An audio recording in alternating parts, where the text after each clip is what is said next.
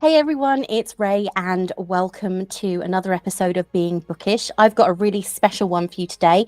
I am speaking with Katy Moran, an author who has written a fantastic historical novel that has some base in fact. Actually, I ended up going down a bit of a rabbit hole, called My Lady's Secrets. It came out at the beginning of July, and if you, like me, love historical novels, then this is definitely the one for you.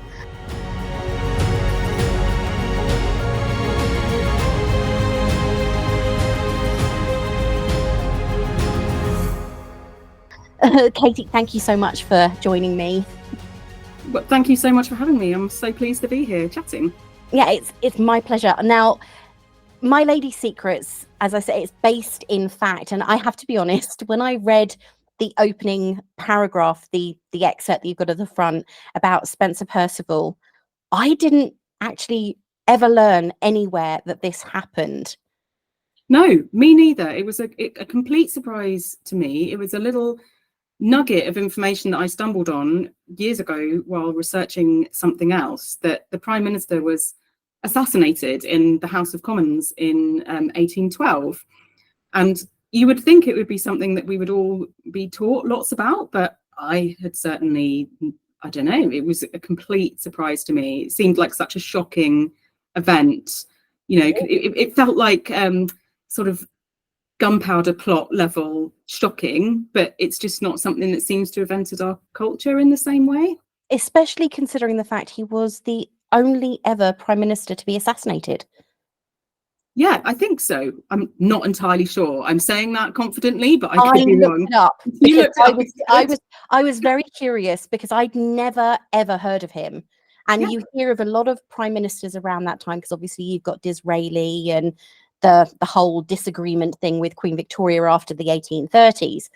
But this particular individual I'd never heard of. And as someone who loves Byron and has read multiple biographies of him, that never ever hit my radar.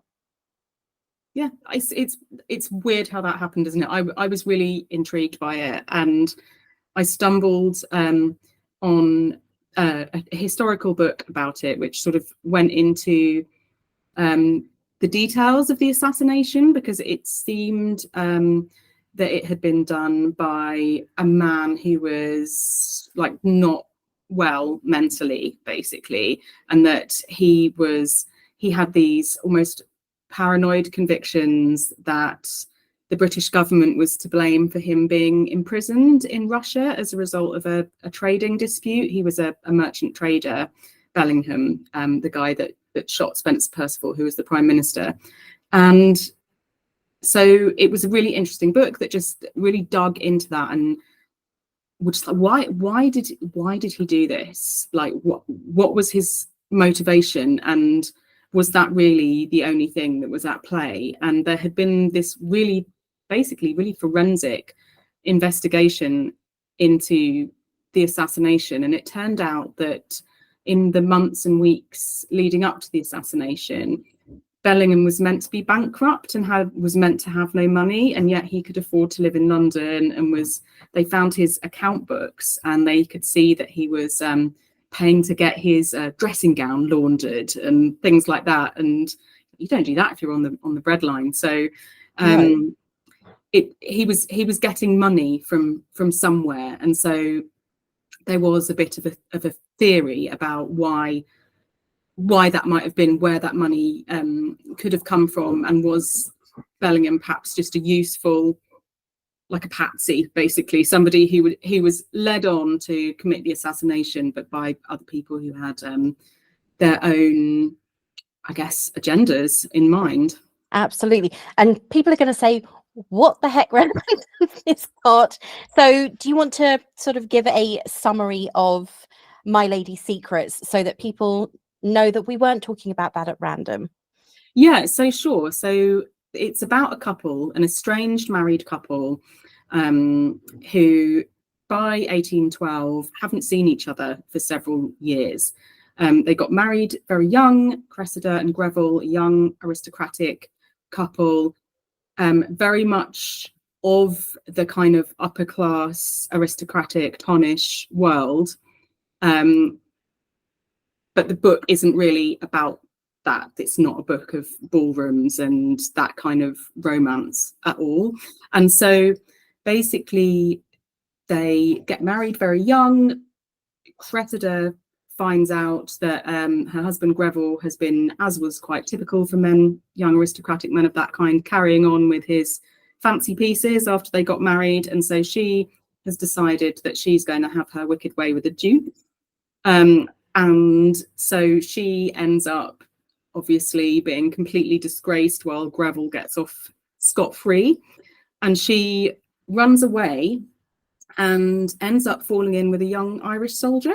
And this period of history in the early 19th century, some of the regimental wives would follow the army out to where they were fighting at the time in Spain and Portugal, manoeuvring against Napoleon's troops, which was something that I just found extraordinary. But that's a bit of a digression. And so at the start of the book, Cressida and Greville have just clashed again after 4 years apart. Greville has gone off and fought in the army in Spain and Portugal and has had a really distinguished military career. Cressida, unbeknownst to Greville, has been following the drum, moving from partner to partner, as and when her, partners and boyfriends were lost in battle. And she, at some point, has ended up following the drum on the wrong side. So she has ended up on the French side, but it turns out that she is there for a reason, and she has been carrying information back to the British from the French side. So she's acting as almost like a spy, I guess, in the French camp. Yeah. And so what happens is that she basically makes the mistake of being caught on the wrong side. So even though she has been sent over there, she's been caught, which is her big mistake. And so to get her out of the way, she's whisked back to England, and her spy master says, "Got a job for you.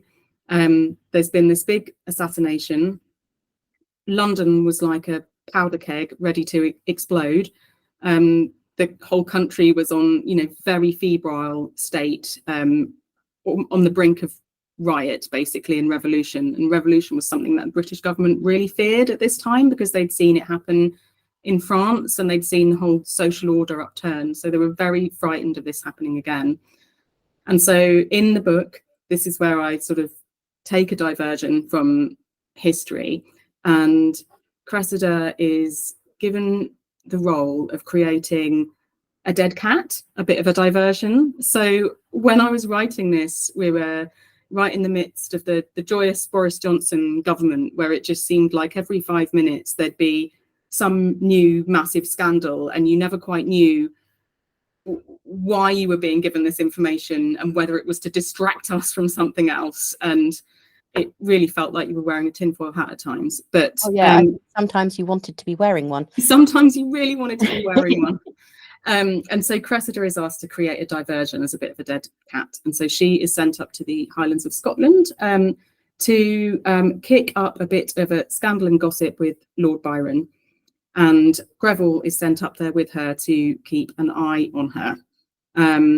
And yeah, as you can imagine, they are an estranged couple, haven't seen each other for 4 years, parted on bad terms. But there's still, I don't know how much this comes across in the book, but they're still holding a torch for one another. There's still definitely the little flames of attraction there, which just complicates the whole thing even more. And so they end up at this country house party with Cressida being tasked with, I guess, seducing Lord Byron. And yeah, that's what kicks off all of the action and shenanigans in the book, basically. Yeah, that's one of the interesting things I always found that people don't focus on with Byron, is the fact that before he became the poet and playboy he was massively interested in politics, and he had quite incendiary views when it came to the workforce and the rights of the workers. He was the one that would speak out and be quite loud about it. And this is where we kind of go back to fact, was that Byron had actually very unusually made a speech in the House of Lords in defence of the frame breakers. So one of the reasons it was politically so explosive at the time was because we were in the sort of Luddite period, and the government had passed a law or a motion of some kind, which meant that if you were caught smashing up mechanized weaving equipment, then you could be subject to the death penalty. And Byron, for all we hear of him as a selfish, conflicted nightmare, took it upon himself to speak up in defense of the frame breakers. And so that was something I was quite interested in bringing into the book, was that sort of political side of him. Yeah, I mean, I've read quite a lot about Byron, and I do like his more obscure poems rather than his massive Don Juan and everything else. I love all of those Childe Harold pilgrimages. I think overinflated, but that's my personal view. Yeah, I think the interesting thing about him at this time as well was that this was when he was becoming the first celebrity. It was when his fame was really starting to take off, which was something I found quite fascinating about what that might be like to experience. He was the first internet celebrity without the internet. Yeah, definitely. It would be interesting to see what today he'd be considered.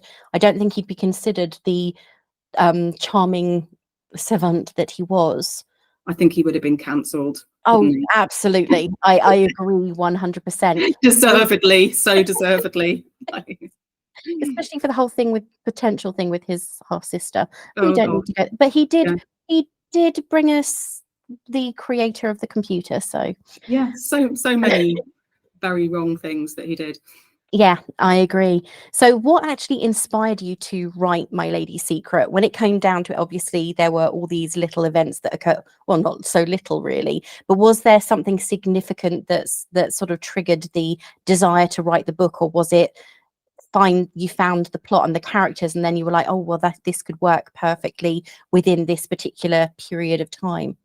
Yeah, I think one of the things that really inspired it was that so I work in heritage as my other job when I'm not writing, and at the time I was working on a project about military spouses in the Napoleonic era. So I was writing about the women that followed the drum. And so whilst I didn't necessarily feel like I wanted to write a book that was completely set in Spain and Portugal, it didn't feel like the right book for that. I was interested in the whole dynamic of like the people crammed together in a country house over the summer, and wanting to explore like the tensions and the mysteries within that as well. So I think it was just finding out more about those women who their history is quite underrepresented. We don't hear that much about them, certainly not that much about them in their own words as well.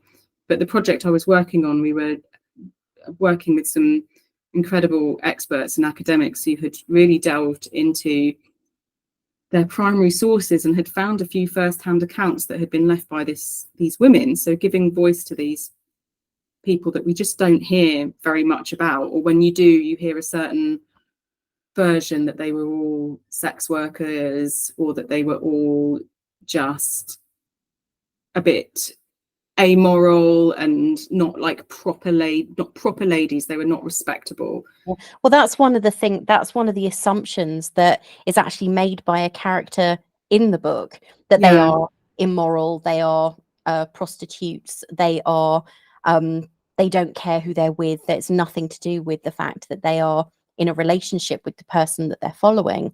So it's quite interesting to hear that sort of turned on its head and stated as, well, actually that's not the truth of it.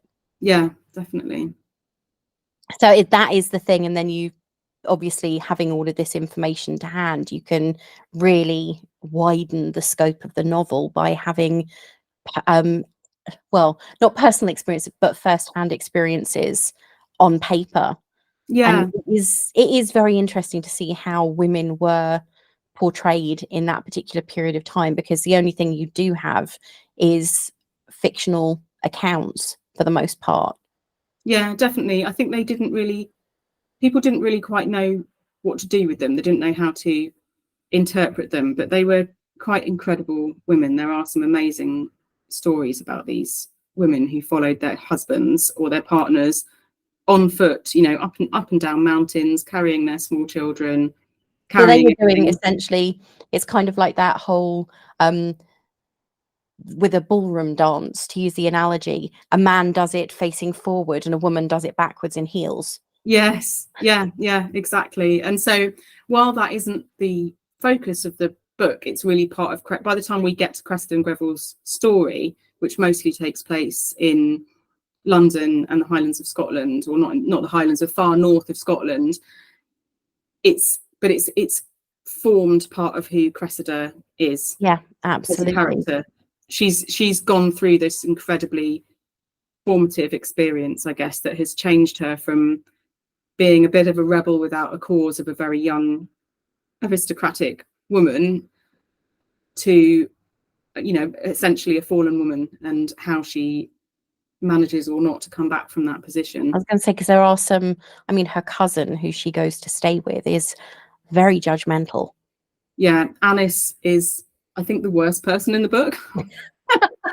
That's even including the person. Yeah, that is kind of true. Though Cressida's father's not exactly nice. No, I think he can give Cressida's cousin a run for her money, I think, definitely. Absolutely. So you've created some really incredible and strong characters, not only in Cressida, but also obviously in Greville. Where did you get the inspiration for them from? Was it because of these diary entries or these entries that you discovered doing your research, or was it because you had this kind of this desire to create someone so strong? I think they probably came from many years ago when I first started researching the Napoleonic Wars.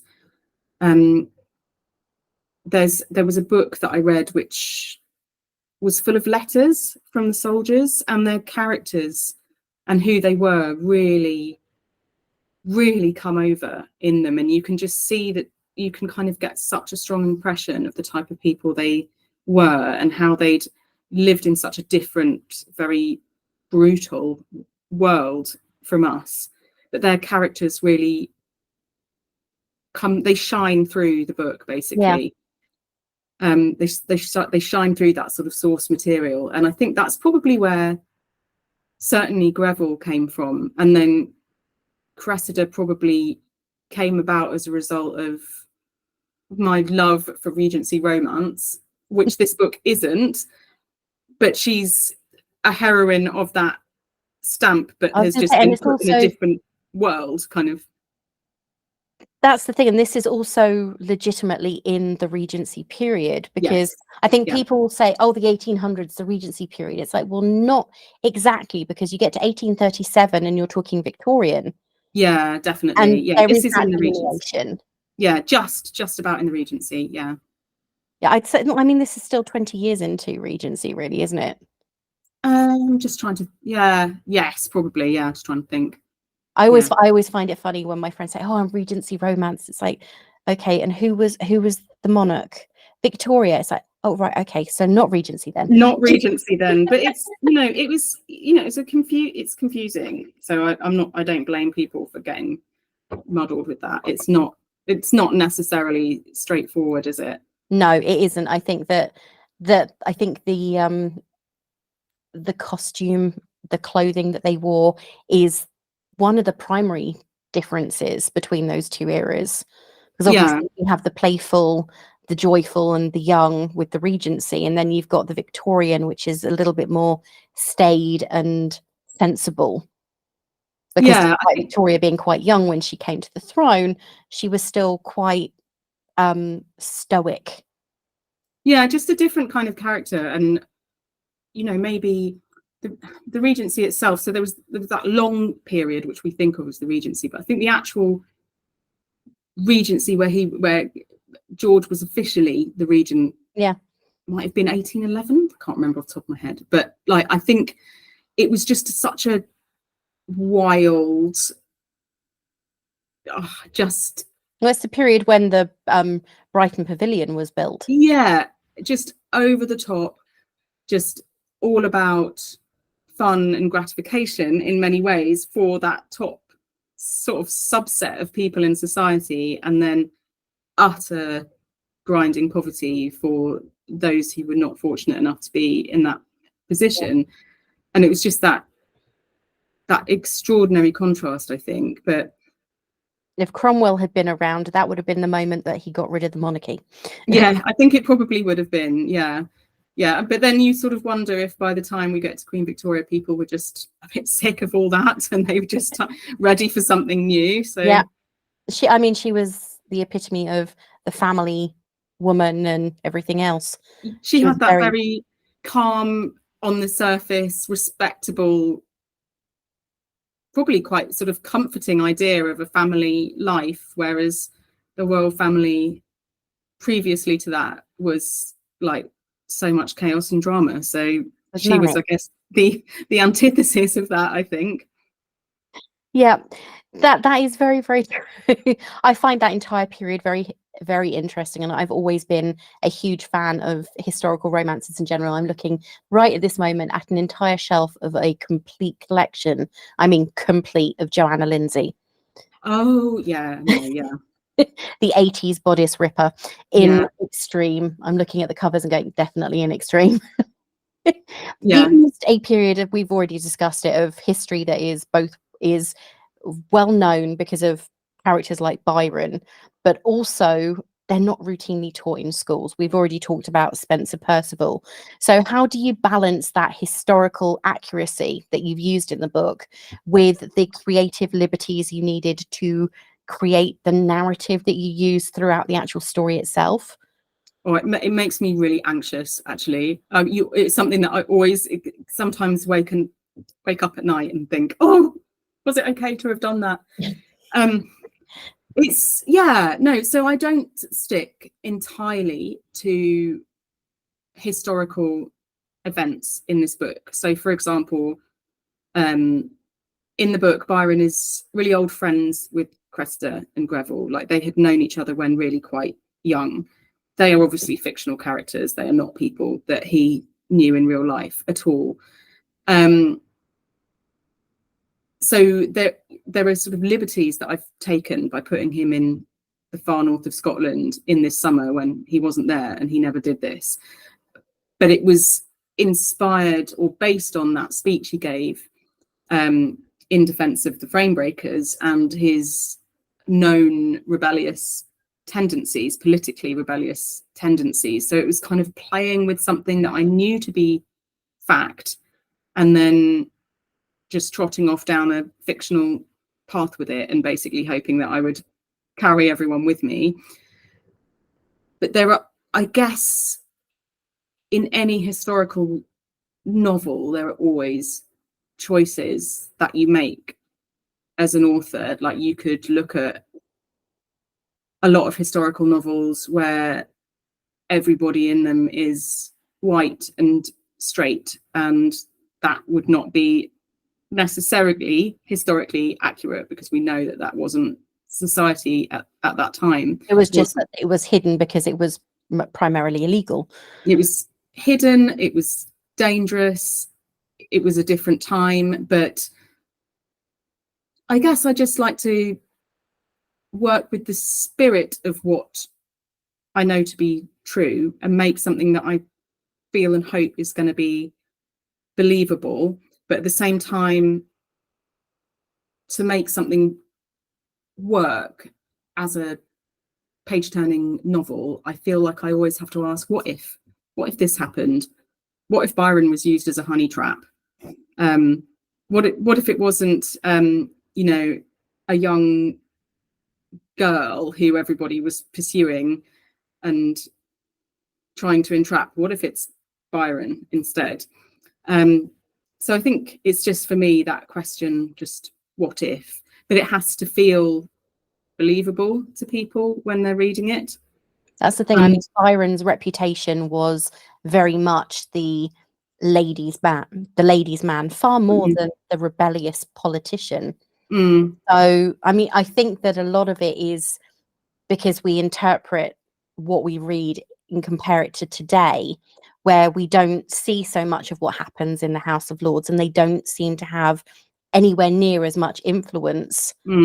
We don't hear about the speeches that are made or anything else, whereas Byron's speeches, partially because of who he was and the fact that he had that building celebrity, made it so that people wanted to hear about him, and the fact that he was defending the workers rather than the people who were going to make money out of it made him an oddity.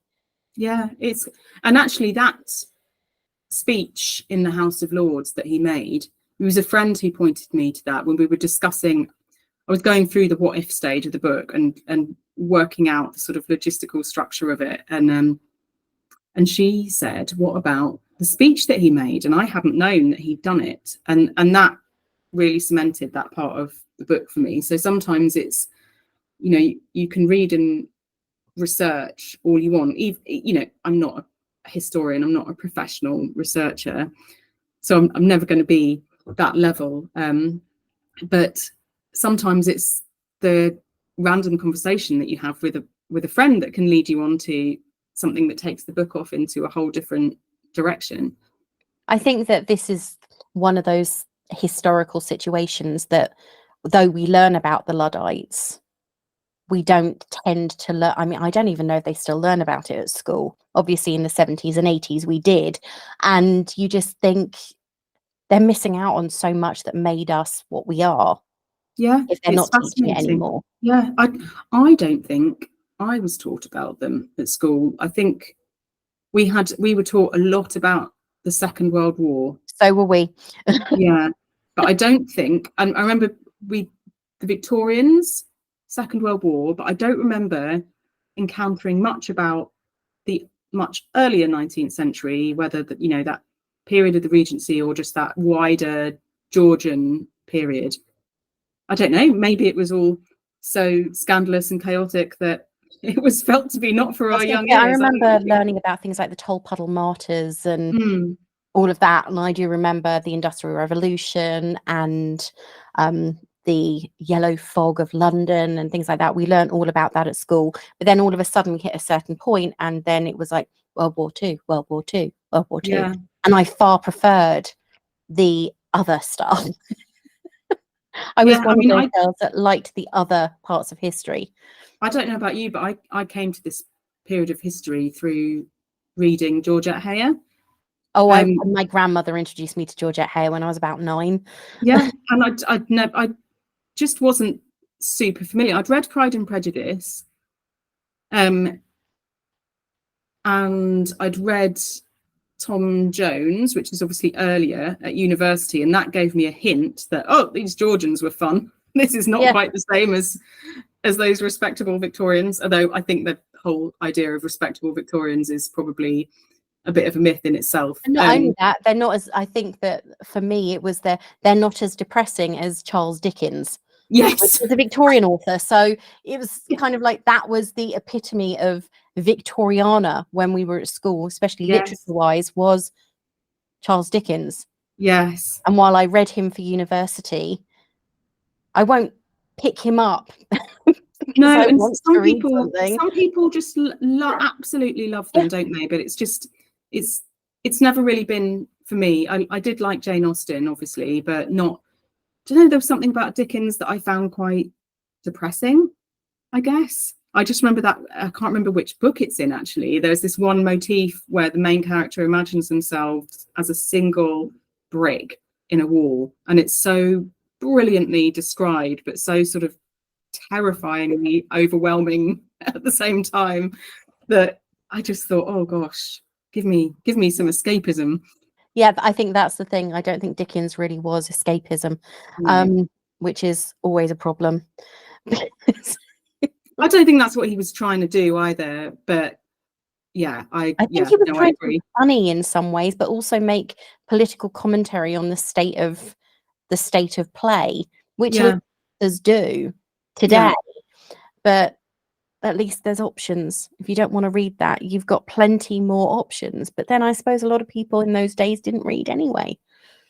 Yeah, I remember being really surprised by, this is going to make me sound like I'm trying to be clever, and I'm not. I remember being really surprised by War and Peace, which though was obviously written much later. In its way, it's a historical novel. It's set during the Napoleonic Wars as well. And I was just like, wow, over there, they were, a lot more racy. They sort of mentioned sex and things like that, which I was quite shocked about when I read that, because it's not something that you necessarily see in a lot of but then you read Madame Bovary or yes, and I mean Emma Bovary was not exactly sedate.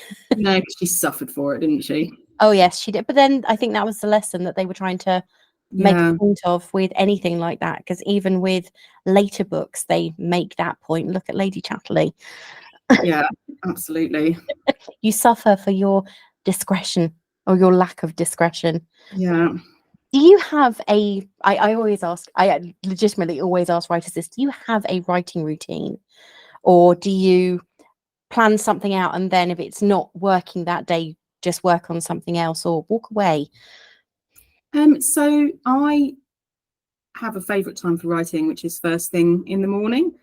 It's not always possible to write then, especially when my kids were younger, because they used to get up really early, and it's like, I can't get up at 4 to start writing for an hour if they're going to get up at 5. It's just too early.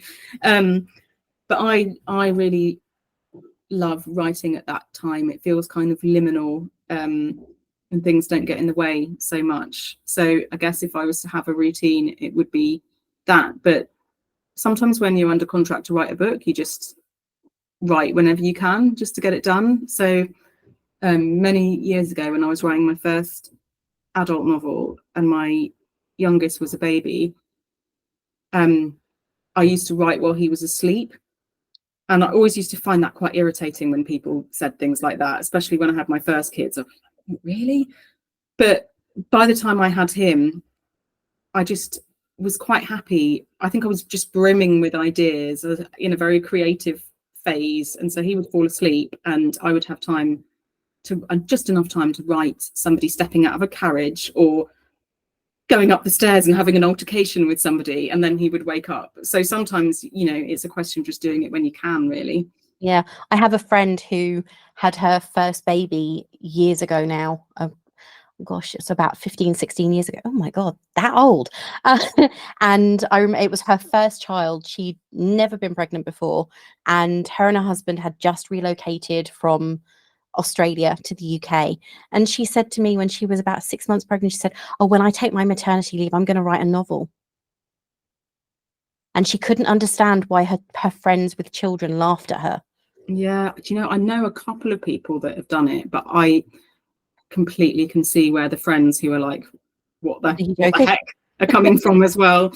Yeah. And can sort of, I would never want to say something like that, and then for other people who might be in that position to feel under pressure, like they should be doing something like that. You should not necessarily be doing anything like that. Not with I think especially not with your first. If you're reaching your second or third and you've got the routine and everything else, I think routine is, for me, while I'm a mood reader, when I used to write, I would sit down and I would just have music blaring and just write. But I don't have children, so I think it's a slightly different situation. I think sometimes having those like limits on your time to write can be very productive. Like when I first started writing, I was working full time in publishing quite a long time ago now, and I would be really ridiculously productive in my lunch hour at work. I would just write longhand on a notebook and then type it up when I got home. And other days when I've had all day to write 2,000 words, you can just sit there like on Instagram like for quite a lot of time distracting yourself with the internet. And so sometimes having that curtailment on your time can be really productive. Yeah, I have to say, I found that I was far more productive before the introduction of Facebook. Oh, absolutely. Yeah, I think that's one of the things when I'm writing, I quite often use like an internet blocker. So I just literally, I don't have any self-control with regard to that. So I have to use like an app, which the app is actually called self-control, which is just embarrassing because. Well, the thing is, though, I mean, there must be a call for it, otherwise it wouldn't still be around. Yeah, Because those things are, I mean, I quite often, I actually have an app, well, not even an app on my phone. I have a piece of software that is actually part of the phone that once I reach a certain point on social media, it actually won't let me open it again. Oh, I've got one of those and I can just override it. So I should Well, clearly get the same one as you.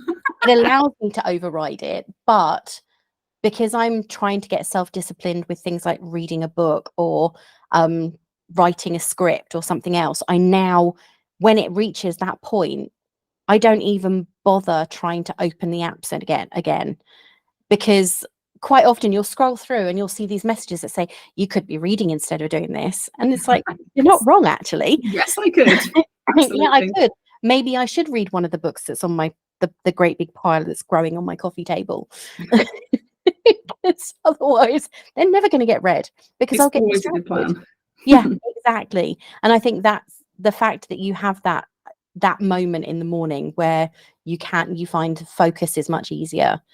It's always interesting to speak to an author who says, oh no, I just fly by the seat of my pants. It's like, I wish I could. Yeah. I mean, I think it's just so different for everybody. Everybody has different things that work for them. Yeah, it's down to, it's not, I don't even think it's personal discipline. I think it's personal experience. Because it's like reading. Yeah, and I think our brains all work quite differently as well. Yeah, I agree with that completely. Okay, this is a good one. I don't talk spoilers on this podcast at all. So I'm not going to talk about how the book ends, but given how the book ends, would you ever plan a sequel? I haven't at the moment. I would never say never to some of the characters in this book popping up again somewhere else, but it's not something I'm currently planning. So you've not fallen in love with Cressida? Well, you have, obviously, but you haven't to the point where I need her to be in my next book. Yeah, I think I'm not quite sure what the next thing I write is going to be. I think I might do something a little bit different. So I'm in a sort of floaty, undecided stage about all of that at the moment. That's not a bad place to be, though. I was going to say, because that leads in really nicely to my next question. So far, you have focused on the historical far more than anything else. And I mean, they're great, but do you think you'd actually ever want to expand into something like fantasy or science fiction or literary? It's interesting that you say that, because I am quite drawn towards books that have that element of fantasy. So the first adult books that I wrote were not true historical novels. They were set in an alternate history, like a Regency land rather than the Regency, where history has played out slightly differently. So that's something I've played with in the past. And then a really long time ago, I used to write children's books. And the first books that I ever wrote were historical, but they were set in the 7th century in Britain. So, Game of Thrones style warring kingdoms. Wasn't that around the time of the Roman invasion? It's after that. So it's kind of, I've got a book that was based following the Roman invasion. Song of the Huntress by Lucy Holland is based in that period after the Roman invasion. Yeah, and I have got that on my reading list because I saw that a while ago and just thought that sounds amazing, and I'm quite interested in that period as well, where it's certainly not prehistory, but it's in that in between period after the Romans had left and gone back, and before we really started having a lot of literate people who could tell us what was happening. So most of what we know about, it's a period that we used to call the Dark Ages, because historians literally couldn't see what had happened. And so a lot of what we know from that period is revealed to us through archaeology. There are some written sources, but just not a vast amount, and there's so much that's not known. And so the children's books that I wrote then was set then historically accurate with regard to like the archaeology, because I've done quite a lot of archaeology from that very early medieval period at university, so it was all just bubbling away in the back of my mind. And they also had, I guess, what you would call a sort of magically real element to them. Magical realism. There was that element of the supernatural in them. So I have been quite intrigued by that. And I also wrote a couple of YA books a really long time ago, which drew on folklore. So they've got bad fairies in them, basically, wicked, scary elves. And I'm just quite fascinated by that as well. And that sort of... Yeah, I was going to say that Song of the Huntress is a really intriguing look into that period in history, because it actually uses real characters from that period. Yeah, exactly. What we can know of them. Yeah, real King of Wessex and his wife, and yeah, and absolutely. Also covers the elements of mythology as well, Druidic mythology. So the stuff that that the Romans really tried to kill off. And there's some interesting snippets that we know about the role of women at that time as well. That's quite interesting to explore. Yeah, so I'm in, as I said, this sort of floaty, undecided period, but in feeling increasingly drawn towards periods of history that I haven't thought about or written about for quite a long time. So that kind of era of the Dark Ages, or... Yeah, possibly. Yeah, definitely. And you could quite easily use magical realism in that particular era, because superstition was hugely rife in that era. Yeah, and also I just for work recently, I spent a bit of time up at a site near Hadrian's Wall, and so I did a bit of driving up and down what's called the Military Road, and I could be wrong. Your listeners may be able to correct me on this, but I think it might be called the Military Road because it is the Roman road as well, part of it, and you're certainly driving almost parallel to Hadrian's Wall, and you're just driving past these... You can see the wall in places as you're driving along in this incredible rolling landscape, which is just rolling hills as far as the eye can see almost. And then you're driving past the site of a Mithraic temple, or, you know, some Roman remains. And I just was driving home, you know, a few weeks ago and thinking, isn't this extraordinary that you can still see the footprint left by these people 2,000 years ago? I mean, that's the thing. I live in an area. I live in Sussex, and I live in it. So therefore, I live in an area that was highly populated by the Romans. Because, I mean, Chichester, for example, still got the Roman wall, still got the Roman viaducts.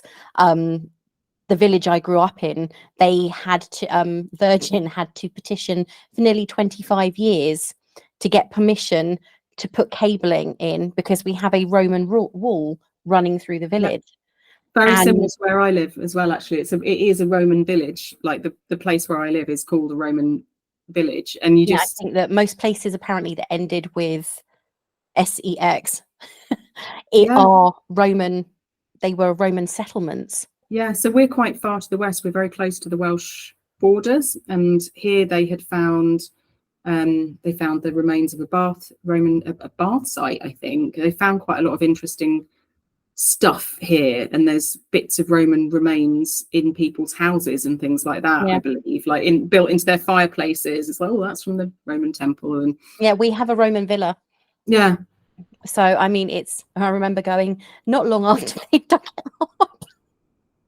I'm dating myself so badly, but not that long after they dug it up, I remember going to see it, because it's incredible the amount of history that you find if you dig a little bit, and it's not taught anymore. Yeah, I mean, I still have this yearning towards archaeology. I did quite a lot of archaeology at university. I didn't become an archaeologist, although I now work in heritage.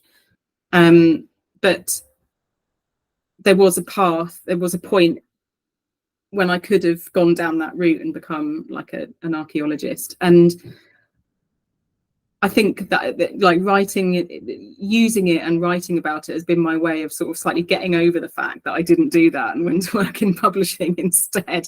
But which was also great, but just different, you know, one of those sort of sliding doors moments in life. But I'm sort of increasingly drawn to periods which you can only really know about by bossicking around in the archaeology.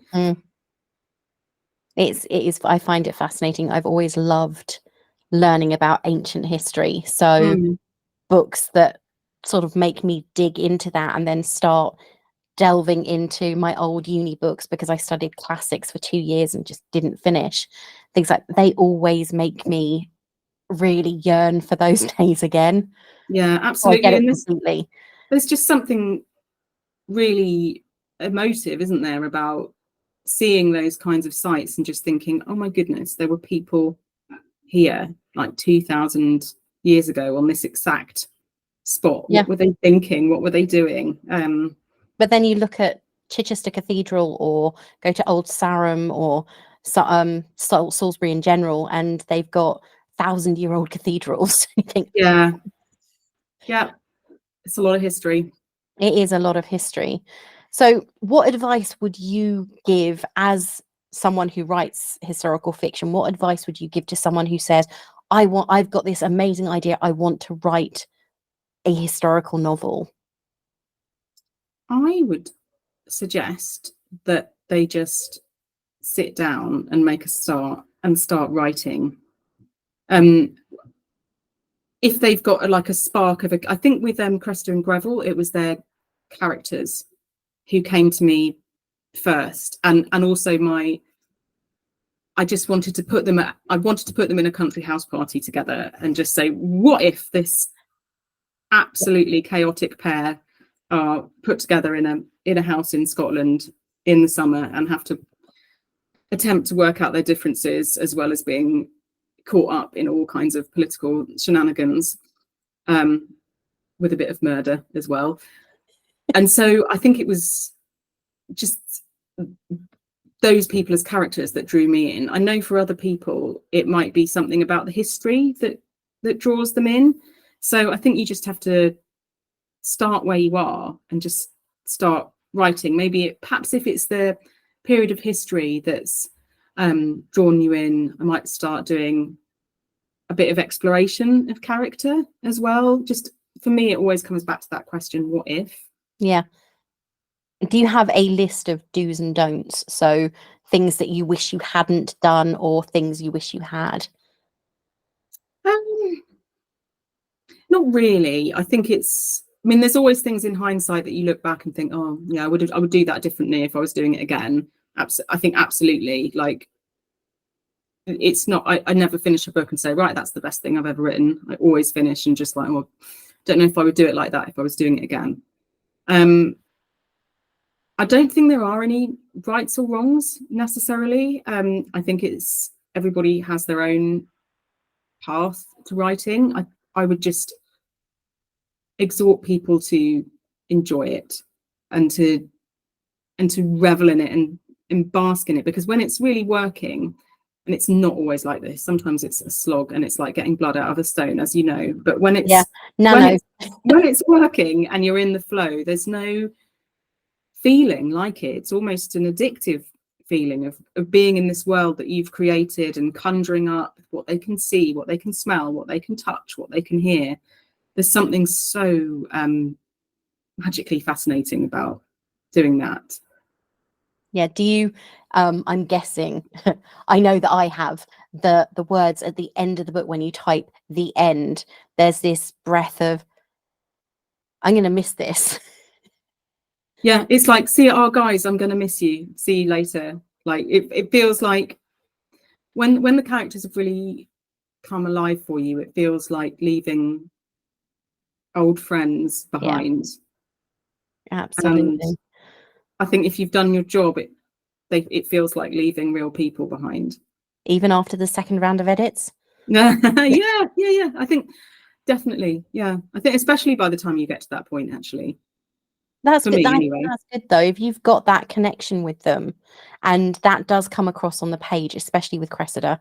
I found her character so strong and stubborn, but also there was an element of vulnerability about her, because obviously she's carrying around a horrific secret, which I'm not going to mention. Yeah. Is carrying around this horrific secret, and she knows that at some point she's going to have to share it, and that pain is so present every time she thinks about it, but it made her feel incredibly real. Yeah, definitely. And I think she's somebody as well that you can see has been, even though her life has been extraordinary and she's lived in this aristocratic world, although at the slightly scandalous end of it, Yeah. all her life, like her father is not a respectable figure in that world. She's living with her cousin who has taken her in slightly, pretty much against her will, basically. She resents having to look after Cressida when she's a girl, resents when she turns up in London and says, guess what, Hi. bitches, I'm back. Bring me back into society, please. There is also that real vulnerability to her, and so although some of the experience she's had are extraordinary, and most of us now could never relate to that sort of high ton world of ballrooms, No, of course not. or the utter jarring poverty that she has endured following the drum as well. She has lived the two extremes of the Regency period, but also in her relationship with her father and with Greville as well. Greville really disappointed her before the start of the book. Yeah. So their backstory is one where she, because they're so young when they first got together, he just messes up, He basically. expected him to be something he turned out not to be. And He that turned up, does come across. yeah. But she had higher hopes of him, and then he really has to redeem himself. And they needed those several years in between for them both to grow up. Because And for him. I think she had a naive expectation of a society wedding or a society marriage. Yeah, a naive. Then Well, her father is just, ugh. Yes. Well, her expectation is like, well, if Greville can go off and have his wicked way, then I'm just going to do the same thing, which was so naive, like knowing that the rules for men and the rules for women were so jarringly different. But I think the relationship with her father, as you've mentioned, is something that, even though her life has been so extraordinary, so hard to relate to for us in the modern world in many ways, Yeah. her relationship with her father is very human. Like, she's always hoping that he's somebody that he just isn't. And she, over the course of the book, that really comes to fruition, I think. So I think that's, those human relationships and failings and foibles, I think, are something that, like, we can all relate to. None of us are perfect. Cressida's not perfect. She's made mistakes. So is Greville, so do we all. And yeah, absolutely. I think that her relationship with Anis is an interesting one, her cousin, because her cousin should have been her guide and yes, never gave her the guidance that she needed in order to survive the marriage that she had and avoid the mistakes that she made, almost as though Anis wanted her to make them. yeah. And I think Anis, she's very tight-fisted and ingenerous. She's not a generous person. No. She's always counting the pennies for reasons that unfold in the book, and it sort of feel like the tragic bit about Cressida and Greville, although if it had gone another way we would never have had the events in the book, is that Greville's mother is really had the capacity to be the mother that Cressida never had. But they never, before the book begins, the tragedy is that Cressida and Greville's mother and Greville's older sister as well don't quite manage to reach Cressida in a way that if they had, things could have worked out very differently. But then I suppose her distrust of people, perhaps of that particular relationship structure, she never had it, therefore she wouldn't trust it. And that is a sad state of affairs, but it happens. That is something that still happens to this day, that people don't think that they can reach out to somebody in that particular role in someone else's life, because their own life, the person in that particular role, is not someone they can trust or feel any empathy for, and or you know, feel also have any empathy for them. The society that they lived in as well. Like, Cressida has transgressed. She's had this affair and she's been found out, and you know, that's it. You know, she's a fallen woman from that point on. And you know, the question is in the book is like, how far would they ever be able to be brought back into respectable society as a couple, and how much would they ever want to anyway? I think had she been someone of a higher standing herself, she wouldn't have had that problem. No, I think that's it. I think the mother of a very respectable aristocratic family, but the father just is somebody in the book who has lived surrounded by scandal, political scandal, has lived in exile himself. Actually, he's an interesting character in the book, because for much of the writing period, he had actually died in her past, and there was something about the book that wasn't quite coming together. And I realized that because he'd passed away in the first draft, she was able to keep on hero worshipping her father and still thinking that he was this perfect man who died for his political beliefs, whereas him being alive and us making that edit made for a much more interesting exploration of that relationship, where he is not the man that she hoped he was when she was a little girl. You know, when he's got into political trouble in Ireland when she's really quite a young child and has had to run away, and says, promises he's going to come back for her, and then never does. And that's the tenor of their relationship, basically.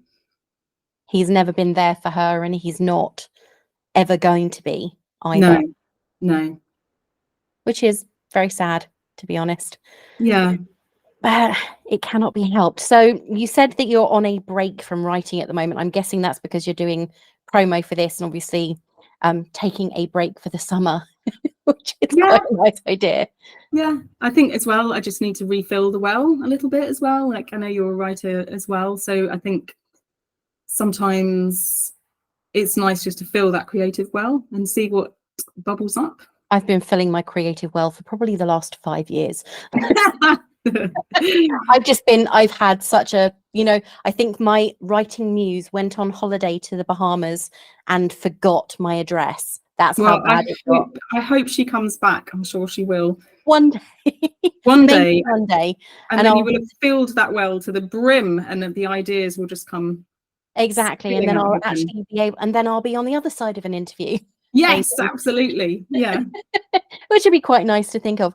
It's been fantastic talking to you about this. So where can people not only find the book, but find you? And I'm guessing you have social media, social aspects. So where can people find you, follow you, and find out more about My Lady Secrets and the other books that you've written? So I'm ashamed to admit that my website is not up to date. So I haven't put My Lady Secrets on there yet. So I would get so told off by my publicist for admitting that, but it's true. So if you want to find out about my other books, then if you Google Katy Moran author, you will find my website. And this has spurred me on to pull my finger out and actually sort my website out. Hence search on Google. Yeah, and then so that's www.katymoran.co.uk. And then I am sporadically on Instagram as well. I used to be quite a lot on Twitter, but ever since Elon Musk took over, it seemed to just become a torrent of bots and nonsense. So I haven't been on there so much Getting recently. a bit better with regard to bots. Is it? Well, that's good. Yeah, they're removing them as people's followers now, which is quite nice. That's good. Maybe I'll dip a toe back into the waters of Twitter. I've noticed my followers dropped by about 300, and they were mostly bots that got removed. So really, that's good to know. Yeah, there is that lovely bookish community on there, which I have been missing. Yes. It has to be said. It is quite good. So Instagram and Twitter / X, I'm never going to get used to that. I swear I'm never going to get used to it. They even still say formally Twitter in their emails, for goodness sake. I know. They can't make up their minds. Just go back to Twitter. But I reckon when the domain expires, they will just go to x.com, which is kind of what it should be, an X. At least it's no longer as abusive as it was. That sounds horrible. But I mean, this has been amazing talking with you about this. I love talking history. It's one of my biggest passions. I should probably read far more historical fiction than I do. And I think that My Lady's Secret is definitely one, because as I said, it took me into a period of history that I thought I knew far more about than I obviously did, which I like about a book. It makes you think. Yeah, and I think as well, I hope it's just an entertaining ride for readers as well. It's the sort of book to read in the bath. Again, I have to say a massive thank you to Katy Moran for joining me this week. And that's it. Thank you for listening. If you like what you hear, why not share it with your friends and family? And please post a star rating on Apple Podcasts, Spotify, or any of the other podcatchers where you might listen. It really does help the algorithm, please. You can also follow me on Instagram as Being Bookish Pod, and on X as being_bookish. And you can find newer episodes and book-themed videos on YouTube, where I am at Being Bookish Pod, or currently Ray's Reading. That will be changing. Or you, of course, can check out my website, beingbookish.co.uk, for some full written spoiler-free book reviews. Well, I have a few things to get done over the next couple of days. We are in the weekend as I speak, and I will be back the Monday after next. So keep an eye out for my next episode. Check out my socials and my YouTube channel. And in the meantime, this is me saying farewell.